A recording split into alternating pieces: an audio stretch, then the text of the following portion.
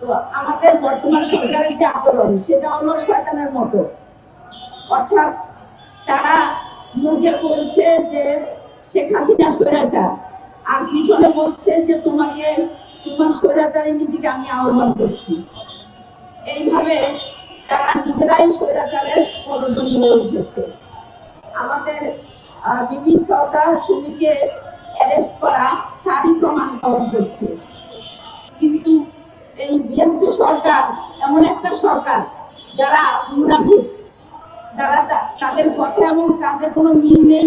এই অভিনয়ের জায়গায় দেখেছি সবচেয়ে গুরুত্বপূর্ণ যে অধ্যাদেশগুলো আনা হয়েছিল সেগুলোকে বাতিল করার জন্য জোর প্রচেষ্টা করা হয়েছে। আমরা বলতে চাই এই অধ্যাদেশগুলো জারি রাখুন, আইনের শাসন কায়েম করুন, সুন্দর সুষ্ঠু একটি বাংলাদেশ এই দেশের মানুষকে উপহার দিন।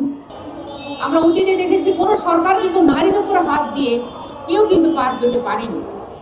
অত্যন্ত দুঃখজনক বিষয়, আমরা নির্বাচন পূর্বে আমরা যেটা দেখেছি, এই সরকার বিভিন্ন পর্যায়ে যখন নির্বাচনের পূর্বে নারীদের বিরোধী মত সহ্য করতে পারছিল না, তখন থেকেই আমরা আশঙ্কা করছিলাম যে এরা পাওয়ারে গেলে কি করবে।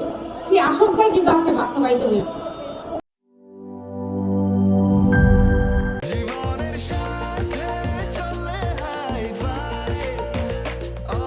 স্বাস্থ্যকর অল টাইম, সব সময় অল টাইম হেলদি লাইফ।